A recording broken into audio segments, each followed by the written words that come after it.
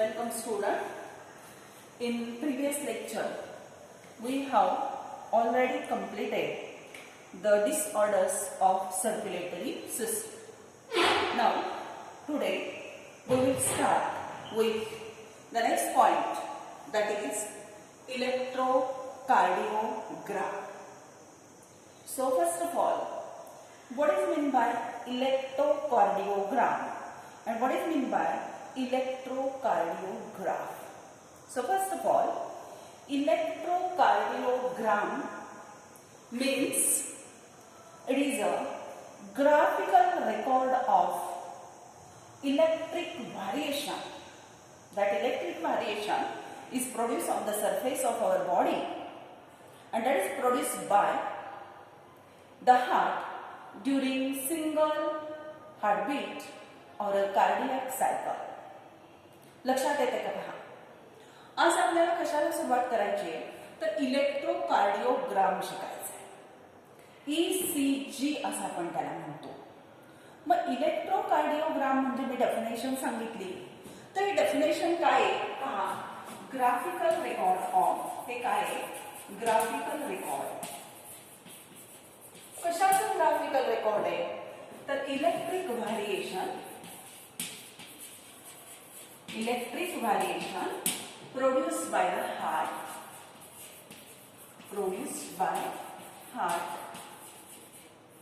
during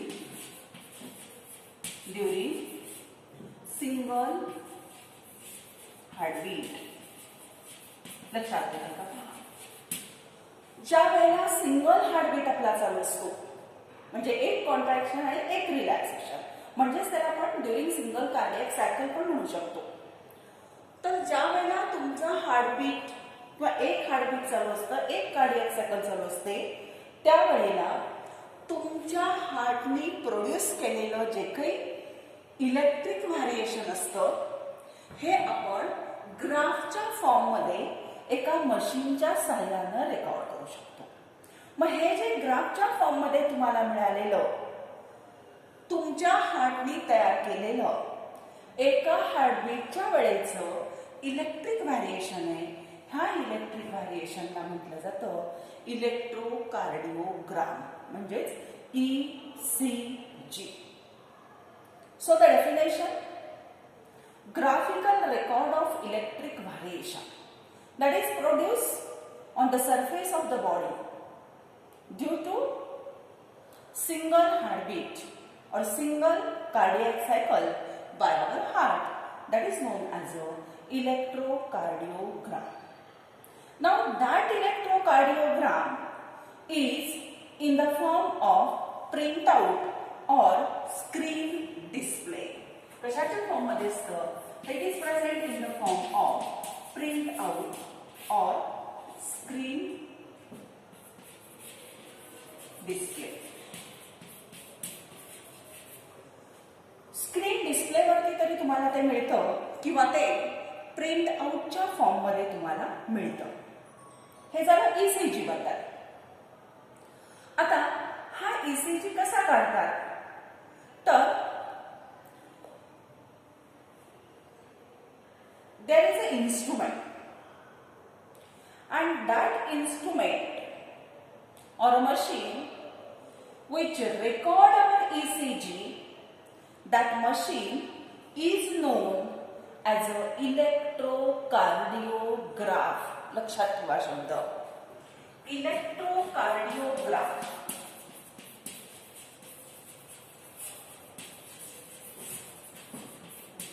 Electrocardiograph is a instrument or it is a machine, and that machine it record ECG, electrocardiograph. जी machine, जे instrument तुमचा ECG record करतं, हार्टमध्ये तयार होणारं इलेक्ट्रिक व्हेरिएशन रेकॉर्ड करतं, अशा मशीनला आपण काय म्हणतो, त्याला आपण म्हणतो इलेक्ट्रोकार्डिओग्राफ. शब्द दोन लक्षात ठेवा. म्हणजे इलेक्ट्रोकार्डिओग्राफला सिंपली ECG मशीन असाही शब्द वापरला जातो. Now this machine it detect and amplifies the signal. ही मशीन काय करते, जे काही सिग्नल्स असतील it detect and amplifies signals. जे काही सिग्नल्स असतात हे सिग्नल्स डिटेक्ट करायचे आणि ॲम्प्लिफाईज करायचे काम कोण करतं, तर हे इन्स्ट्रुमेंट करतं. नाव ही मशीन डिस्कवर करणारा एक सायंटिस्ट आहे and the name of that scientist is Einthoven. काय सायंटिस्टचं नाव आहे, Einthoven. Einthoven. तर हा Einthovenला फादर ऑफ इलेक्ट्रोकार्डिओग्राफी म्हणतात. लक्षात ठेवा. ही Einthoven discovered that machine. So the Einthoven is known as a father of electrocardiography. तीनच पॉइंट मी इथं तुम्हाला एक्सप्लेन केले. आता पहा, पहिला पॉइंट मी एक्सप्लेन केला ईसीजी म्हणजे काय. इलेक्ट्रोकार्डिओग्राम नाव लक्षात ठेवा, कारण तो ग्राम आहे. आपला शब्द कसा असतो, ग्राफ. ग्राफ म्हणजे मशीन आहे, ग्राफ म्हणजे ग्राफ पेपर असं आपल्याला वाटतं, पण ते तसं नाहीये. ग्राफ ही काय मशीन आहे आणि ग्राम म्हणजे ऍक्च्युली तुम्हाला जो ग्राफ देतात त्याला ग्राम म्हणतात. ठीक आहे. मग पहा, ईसीजी म्हणजे मी तुम्हाला सांगितलं की graphical record of electric variation produce by our heart during single heartbeat. एक कार्डियक सायकल पूर्ण करत असताना तुमच्या हार्टनं जे काही इलेक्ट्रिक व्हॅरिएशन तयार केलेलं आहे त्याला आपण काय म्हणतो, तर त्याला आपण म्हणतो, त्याचं जे ग्राफिकल रेकॉर्ड आहे ह्या रेकॉर्डला म्हटलं जातं ईसीजी. आता पुढे मी सांगितलं की हे ईसीजी एकतर तुम्हाला कसा मिळतो, तर प्रिंट आउटच्या फॉर्म मध्ये असतं. तुम्हाला ईसीजी सगळ्यांनी पाहिलं तुम्ही, किंवा ते स्क्रीन डिस्प्ले मॉनिटर वगैरे असतो मशीनला जोडलेला आणि त्या स्क्रीन डिस्प्लेवरती पण तुम्ही बघू शकता. आता हा ईसीजी आपण कशाच्या सहाय्याने काढतो, तर ईसीजी साठी आपण एक मशीन वापरतो, एक इन्स्ट्रुमेंट वापरतो ज्याला आपण इलेक्ट्रोकार्डिओग्राफ म्हणतो. So electrocardiograph is a machine or an instrument which record our ECG. तुमचं ECG रेकॉर्ड करणारं ते मशीन आहे किंवा त्याला ECG मशीन असाही शब्द वापरला जातो. ते मशीन काय करतं, ज्या वेळेला ही मशीन तुमच्या बॉडीला जोडलेली असते, तुम्हाला मिलीव्होल्ट्स मध्ये तिथं करंट दिलेला असतो, तर त्यावेळेला सिग्नल डिटेक्ट करायचे. ते जे काही सिग्नल तुम्हाला मिळत आहेत ते सिग्नल डिटेक्ट करायचे आणि ते ॲम्प्लिफाय करायचं काम कोण करतं, ही मशीन करते. आणि हा मशीन डिस्कवर जो आहे त्याचा तो आहे Einthoven. म्हणून Einthovenला फादर ऑफ इलेक्ट्रोकार्डिओग्राफी असा शब्द वापरला जातो. लक्षात येत आहे. इथे दोनच पॉइंट आपण पाहिले, एक म्हणजे डेफिनेशन ऑफ इलेक्ट्रोकार्डिओग्राफ, दुसरं म्हणजे डेफिनेशन ऑफ इलेक्ट्रोकार्डिओग्राफ आणि Einthovenला फादर ऑफ इलेक्ट्रोकार्डिओग्राफी असं म्हणतात. हे पॉइंट आपण इथं कंप्लीट केले. आता आपल्याला पुढच्या स्टेपकडे जायचं आहे आणि पुढची स्टेप कुठली आहे, तर ती आहे प्रोसिजर. म्हणजे तुमचा ईसीजी कसा काढतात ती झाली त्याची प्रोसिजर. पहा कसा काढतात मग. सो प्रोसिजर,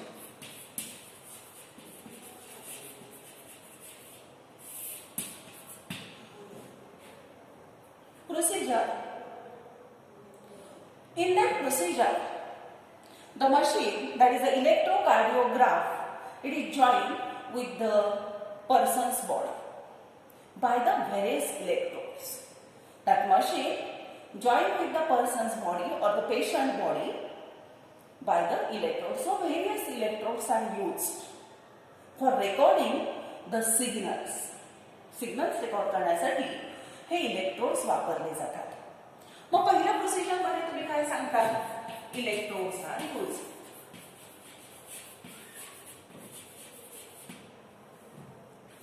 बरोबर. आता हे इलेक्ट्रोड्स जे वापरले जातात there are two types of electrodes. ह्या इलेक्ट्रोड्स किती प्रकारचे असतात, तर दोन प्रकारचे ते इलेक्ट्रोड्स असतात. So first that is limb electrode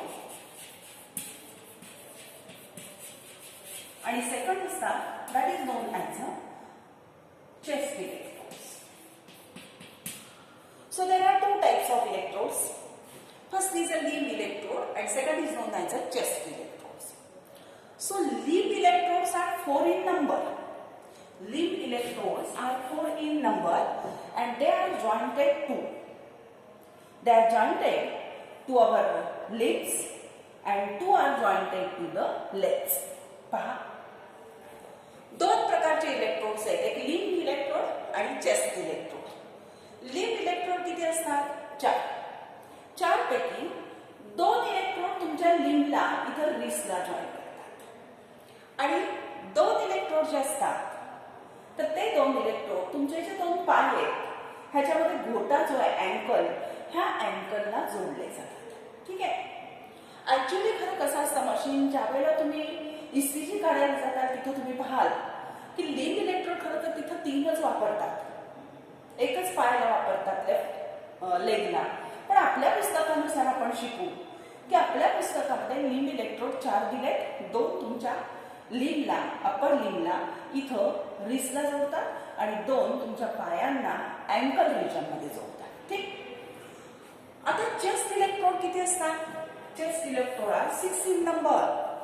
chest electrode हे किती असतात? 6 असतात आणि हे 6 इलेक्ट्रोड तुमच्या चेस्टला म्हणजे हार्टच्या एरियाच्या तिथं बॉडी सरफेसला काय केलेले असतात तर they are attach to our chest. 6 electrons. Now during attachment of that electrode a gel is applied between the electrode and our skin. A gel is applied between, this is step by सांगायची, gel is applied between skin and electrodes.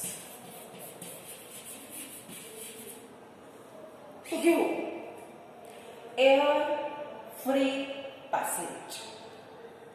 Air free process मिळण्यासाठी आपली skin आणि इलेक्ट्रोडच्या मध्ये gel apply करतात की जेणेकरून few milli व्होल्टच्या सुद्धा ज्या काही वेव्हज असतील, जे काही सिग्नल्स असतील ते आपण डिटेक्ट करू शकू, म्हणून त्या इलेक्ट्रोड आणि स्किन ह्याच्यामध्ये एअर राहू देत नाही. फ्री एअर पॅसेजसाठी तिथं काय अप्लाय केलं जातं? जेल अप्लाय केलं जातं. ठीक आहे. and electric activity recorded on the graph आणि मग इलेक्ट्रिक ऍक्टिव्हिटी ही ग्राफ वरती रेकॉर्ड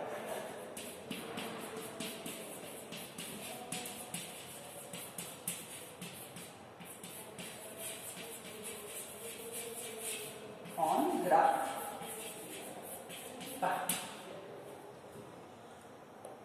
प्रोसिजर मशीनला माणसाला जोडलं जातं कशाच्या सहाय्याने? इलेक्ट्रोडच्या सहाय्याने. इलेक्ट्रोड 2 प्रकारचे, लिम्ब इलेक्ट्रोड आणि चेस्ट इलेक्ट्रोड. लिम्ब इलेक्ट्रोड 4 असतात, चेस्ट इलेक्ट्रोड 6 असतात. लिम्ब इलेक्ट्रोड 2 आपल्या हाताला रिस्टच्या जवळ जोडतात, मनगटाजवळ, आणि दुसरे आपल्या उरलेले 2 आपल्या पायाला हे घोटाजवळ जोडतात. 6 जे काही चेस्ट इलेक्ट्रोड आहेत हे छातीला, जिथं तुमचं हार्टचं लोकेशन आहे अशा ठिकाणी साधारणतः जोडले जातात. आणि हे जोडत असताना इलेक्ट्रोड आणि आपली स्किन ह्याच्यामध्ये काय अप्लाय केलं जातं तर जेल अप्लाय केलं जातं. आणि जेल का अप्लाय करतात तर एअर फ्री पॅसेज द्यायचा आहे, तिथं एअर नको आहे, कारण आपल्याला फ्यू मिली व्होल्टच्या सुद्धा ज्या काही वेव्हज तयार होतील ते काही सिग्नल्स असतील ते आपल्याला रेकॉर्ड करायचे आहेत म्हणून. आणि मग इलेक्ट्रिक ऍक्टिव्हिटी जे तुमचा हार्ट तयार करतो ते इलेक्ट्रिक ऍक्टिव्हिटी ग्राफ पेपरवरती रेकॉर्ड केली जाते. लक्षात घ्या, ह्याला म्हणायचं त्याची प्रोसिजर. ठीक आहे. आपण आधी डेफिनेशन शिकलो, आता आपण काय माहिती करून घेतली तर ईसीजीची प्रोसिजर काय आहे हे माहित करून घेतली. आता प्रोसिजर माहित झाल्यानंतर आपल्याला ऍक्च्युली पाहायचंय की आता ठीक आहे ही प्रोसिजर झाली म्हटल्यानंतर ऍक्च्युली आपण जाणार आहोत आपल्या ईसीजी कडे. आपला जो काही ईसीजी आहे हा ईसीजी आपल्याला ग्राफ पेपर वरती मिळतो. So this is the normal ECG. बोर्डवरती जी डायग्राम मी काढलेली आहे ती कशाची आहे? नॉर्मल ईसीजीची आहे. So the normal ECG shows normal ECG, it shows 3 waves. नॉर्मल ECG किती वेव्स दाखवतो? 3 वेव्स असतात. So This is known as a P wave. The second is known as a QRS complex, and this is known as a T wave. So, normal ECG shows three waves. Which are they? So, the first is a P wave. Second is known as a QRS complex, and third one is known as a T wave. पहा तुम्हाला लक्षात येते का? ही छोटी wave दिसती ना तुम्हाला, ती पी वेव्ह. नंतर हा जो पीक दिसतोय तुम्हाला मोठी वेव्ह, ती आहे QRS कॉम्प्लेक्स, आणि ही वेव्ह आहे तिला म्हणतात टी वेव्ह. मग नॉर्मल ECG किती वेव्ह दाखवतो? तर 3 वेव्ह आहेत. पी वेव्ह, QRS कॉम्प्लेक्स आणि टी वेव्ह. आता एक एक करून आपण ह्या वेव्ह शिकायला सुरुवात करू. So the first is the P wave. So the P wave is a small wave. Upward deflection from baseline of a graph. P wave कशी आहे? स्मॉल आहे, आणि तिचं डिफ्लेक्शन कसं आहे? अपवर्ड आहे फ्रॉम बेसलाइन. बेसलाइन आहे ह्याची. इथं काय तुम्ही पहा, एक्स ऍक्सिस वरती काय आहे? तर टाइम घेतलेला आहे का? कसा घेतलाय पहा, हे लक्षात येत आहे का? एक्स ऍक्सिस वरती टाइम घेतला आपण सेकंद मध्ये. एक कार्डियक सायकल कितीची असते आपली? 0.8 सेकंदची. मग 0.8 सेकंदची एकच मी तुम्हाला ECGची वेव्ह दाखवलेली आहे, बरोबर आहे, एका कार्डियक सायकलची. आणि वाय ऍक्सिस वरती आपण काय घेतलेलं आहे? तर व्होल्टेज डिस्प्लेसमेंट आहे, मिली व्होल्ट्स मध्ये करंट. मग किती आहे? -1, 0 आणि +1. आता इथं काय केलेलं आहे? ही बेसलाइन आहे त्याची. ही सगळी काय? बेसलाइन आहे. आता ही जी बेसलाइन आहे, पी वेव्ह कशी आहे? तर पी वेव्ह स्मॉल आहे आणि अपवर्ड आहे. डिफ्लेक्शन तिचा बेसलाइन पासून कशी आहे? ते वरच्या बाजूला आहे. So the deflection upward from baseline on the graph वरती जी काही तुमची बेसलाइन आहे, त्या बेसलाइनच्या वरती असणारी ही अपवर्ड असणारी, स्मॉल असणारी अशी ही वेव्ह आहे. And this wave shows, or it represents the atrial depolarization. हे खूप महत्वाचं आहे. It shows atrial depolarization. Atrial depolarization means atrial contraction. Atrial contraction जे, तर हे atrial contraction दाखवणारी ती वेव्ह आहे. So this P wave is a small wave. It is upwardly directed wave from the baseline, and it shows, or it represents atrial contraction or atrial depolarization. हे शब्द लक्षात ठेवा. Depolarization म्हणजेच काय? तर कॉन्ट्रॅक्शन. त्यामुळं resulting in the atrial contraction असाही शब्द टाकला तरी चालू शकतो. आता पुढची वेव्ह पाहिजे आपल्याला. पुढची वेव्ह कुठली आहे? This QRS complex. So the next wave is a QRS complex. आता QRS कॉम्प्लेक्स कसा आहे पहा. QRS complex it start as a downward deflection. Start कसा झालाय?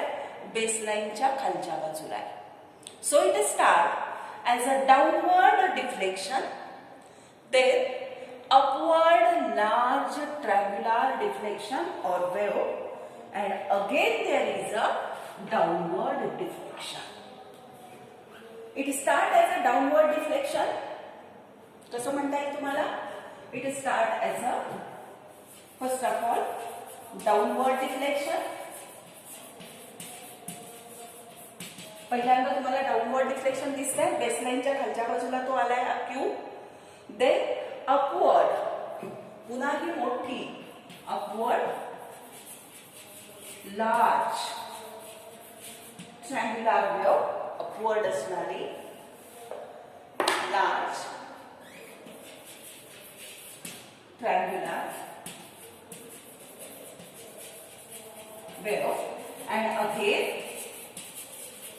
again downward deflection.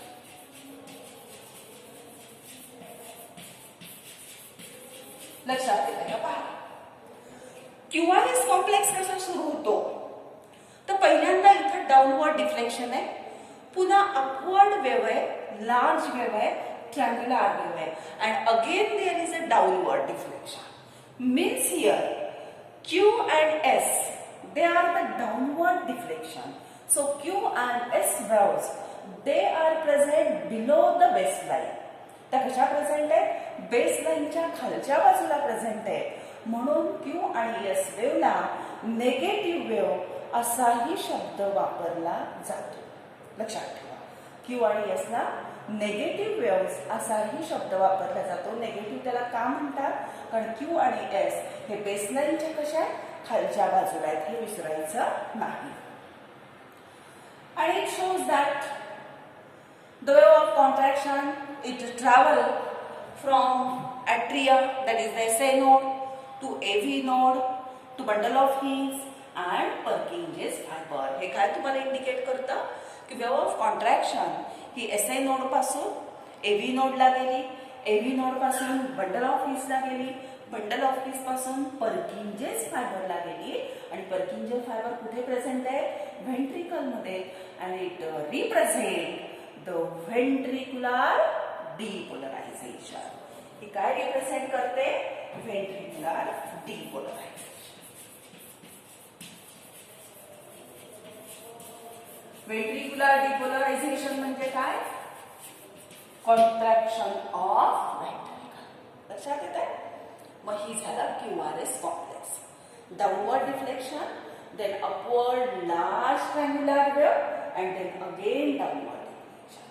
It indicates that the wave of contraction will travel from SA node to AV node to bundle of Higgs to Purkinje's fibers and causing ventricular contraction. So this QRS complex, it represents ventricular depolarization, means ventricle's contraction.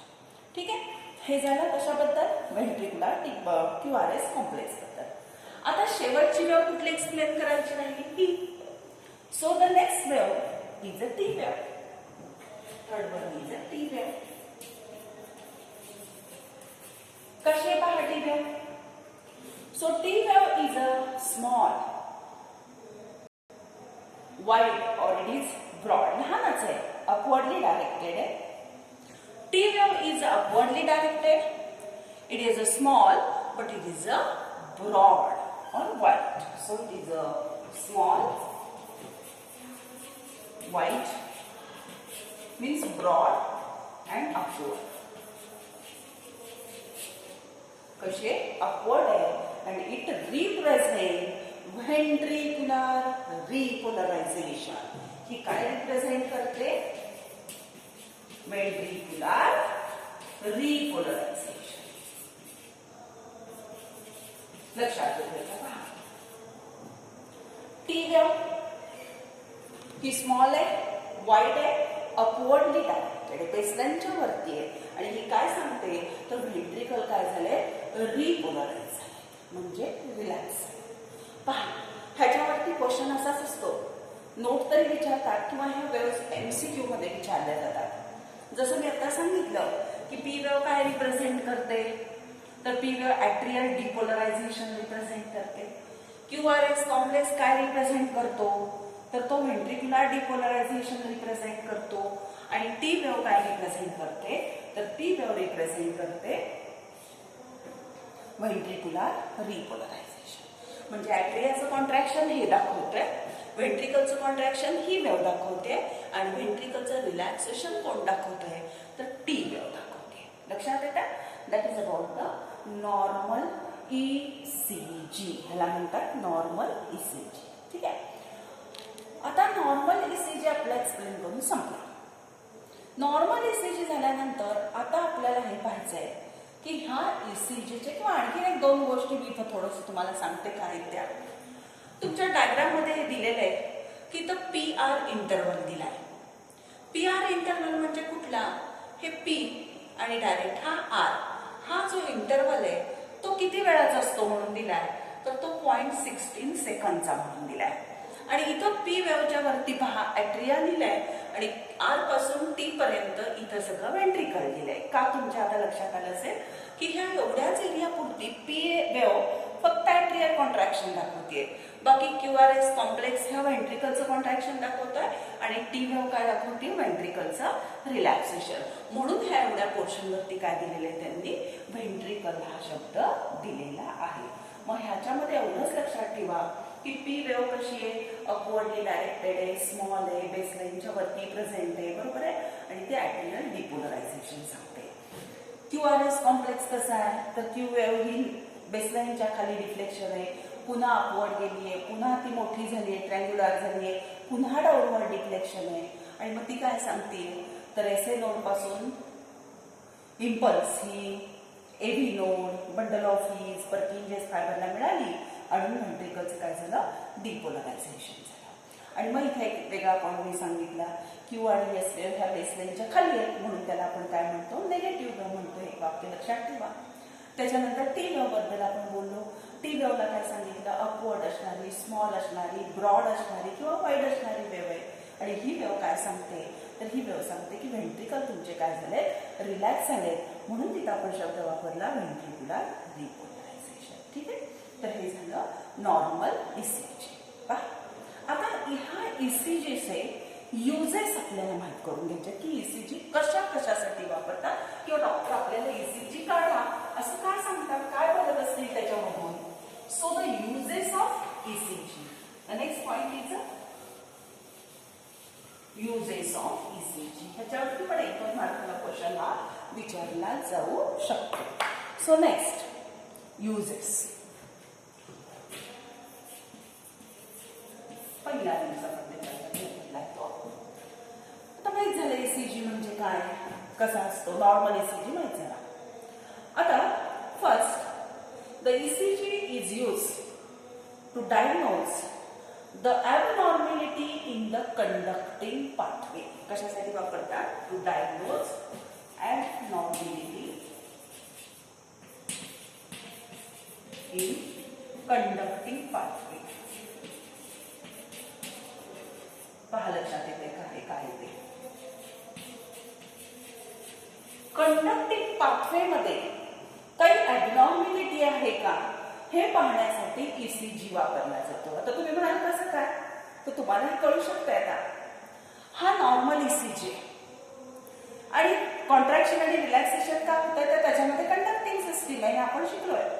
मग इथे पहा, जर ह्या waves वेगवेगळ्या आल्या normal पेक्षा, तर आपण आयडेंटिफाय करू शकतो की नाही की कंडक्टिंग सिस्टीम आपली काहीतरी प्रॉपरली वर्क करत नसेल, म्हणूनच 0.1 सेकंदचा ॲट्रियल कॉन्ट्रॅक्शन नसणार आहे, ते वाढेल कदाचित. व्हेंट्रिकल जे काही 0.3 सेकंदमध्ये होतं ते कदाचित त्याचं नसेल कॉन्ट्रॅक्शन. म्हणजे हे जे काही आहे ते त्याच्यावरून आपण आयडेंटिफाय करू शकतो. म्हणून to diagnose the abnormality in the conducting pathway, conducting system properly work करते की नाही हे पाहण्यासाठी हे वापरलं जातं ECG मशीन किंवा ECG काढला जातो. आणखी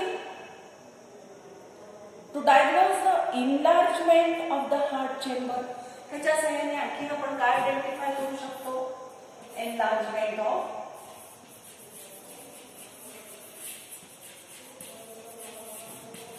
हार्ट चेंबर. पहा लक्षात येते का, हार्ट चेंबर कुठले, ॲट्रिया आणि व्हेंट्रिकल. ही जर वेव्ह कमी जास्त झाली, नॉर्मल ECG जर बदलला, तर आपण त्याच्या सहाय्याने आपल्या हार्टचे चेंबर जे काही कॉन्ट्रॅक्शन आणि रिलॅक्स होत असताना ते मोठे होत आहेत. मग हे प्रमाणापेक्षा तर जास्त एनलार्ज झालेले नाहीत का, हे पाहण्यासाठी सुद्धा ECG आपण वापरतो. So to identify or to diagnose the enlargement of the heart chamber, ह्याच्या सहाय्याने आपण बघू शकतो. Then it is also used to diagnose the damage to the cardiac muscle, damage of cardiac muscle.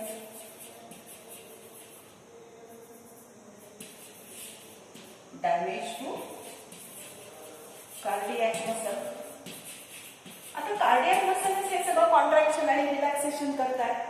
मग कार्डियक मसलला जर काही इजा पोहोचलेली असेल, फॉर एक्झाम्पल जसं आपण अंजायना पेक्टोरिस शिकलो की कार्डियक मसलला प्रॉपर ब्लड सप्लाय जर मिळाला नाही तर हा ईसीजी असाच येईल का हो तुमचा? प्रॉपर कॉन्ट्रॅक्शन होणार नाही, प्रॉपर रिलॅक्सेशन होणार नाही, म्हणजे हा ईसीजी नॉर्मल तुम्हाला मिळणार नाही. म्हणजेच तुम्ही काय डायग्नोज करू शकता की कार्डियक मसलला काहीतरी डॅमेज झाले. हे सुद्धा आपण ह्या ईसीजी च्या सहाय्याने आयडेंटिफाय करू शकतो. Then it also diagnose reduced blood supply to the cardiac muscle. आता सांगितलं मी तो पॉइंट तुम्हाला. reduced blood supply to cardiac muscle. Cardiac मसलला जर रिड्यूस ब्लड सप्लाय झालेला आहे, आर्टेरिओस्क्लेरोसिस असेल, अथेरोस्क्लेरोसिस असेल, एक्झर्शन असेल, तुमचा स्ट्रेस असेल, ह्या कुठल्याही कारणाने जर कार्डियक मसलला ब्लड सप्लाय जर कमी झालेला असेल, कोरोनरी आर्टरीला प्रॉब्लेम येऊन, तर तो सुद्धा आपण ईसीजीच्या सहाय्याने काय करू शकतो? फाइंड आउट करू शकतो. तसंच आणखी एक महत्वाचा पॉइंट आहे ह्याच्याबद्दल तो असा की जे काही फिजिशियन्स असतात किंवा त्याला आपण सिम्पली डॉक्टर्स म्हणूया, doctor find the defect in the heart. ईसीजीचा अभ्यास करून they find the defect in the heart by examining the pattern of wave and time interval between them. They diagnose or find out the defect in the heart. Physician काय करू शकतात? They find out defect in the heart. कसं? by examining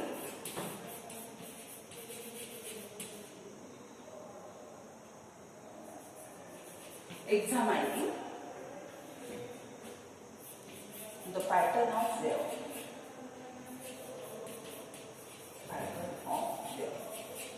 And by examining the pattern of wave and time interval between them. Time interval between them.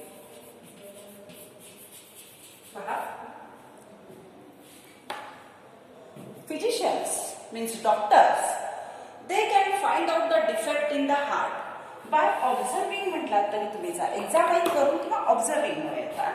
by observing the pattern of wave. हा वेव्हचा pattern असाच पाहिजे. P wave, Q R S complex आणि T wave. पुन्हा P wave, Q R S complex, T wave. हा जर wave pattern change झाला तर तो अभ्यास कोणाचा झालेला असतो? डॉक्टरचा असतो. आणि ते मग सांगू शकतात की हार्टमध्ये आपल्या काहीतरी डिफेक्ट आहे. आणि तसंच त्याबरोबर ते टाइम इंटरवल पण बघतात. जसं कार्डियक सायकल 0.8 मध्ये एक कार्डियक सायकल कंप्लीट झालीच पाहिजे. ती जर त्याच्यापेक्षा जास्त वाढली तर कार्डियक सायकलचा वेळ आपला वाढतोय. म्हणजे हा टाइम इंटरवल बघून आणि त्या वेव्हचा पॅटर्न बघून फिजिशियन्स किंवा डॉक्टर जे असतात ते आपल्या हार्टमधला डिफेक्ट फाइंड आउट करू शकतात. ठीक आहे. आता हे झाले ह्याचे युजेस. इथे एक गोष्ट आणखी थोडीशी वेगळी सांगते पहा, किंवा आधी एकदा ह्याची रिव्हिजन करून मग पुढे जाऊ आपण. युजेस काय आहेत? To find out or diagnose the abnormality in the conducting pathway. Second, enlargement of the heart chamber. Heart chamber मध्ये enlargement ते आपण बघू शकतो. नंतर damage to the cardiac muscle. Cardiac मसलला काही डॅमेज झालंय का?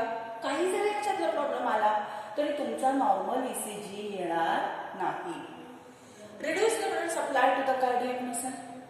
कार्डियक मसलला रिड्यूस ब्लड सप्लाय झाला तरी सुद्धा ईसीजी नॉर्मल येणार नाही. आणि फिजिशियन्स किंवा डॉक्टर काय फाइंड आउट करू शकतील? तर ते फाइंड आउट करू शकतील की तुमच्या हार्टमध्ये काही डिफेक्ट तर निर्माण झाला नाही ना, मग ते कशावरून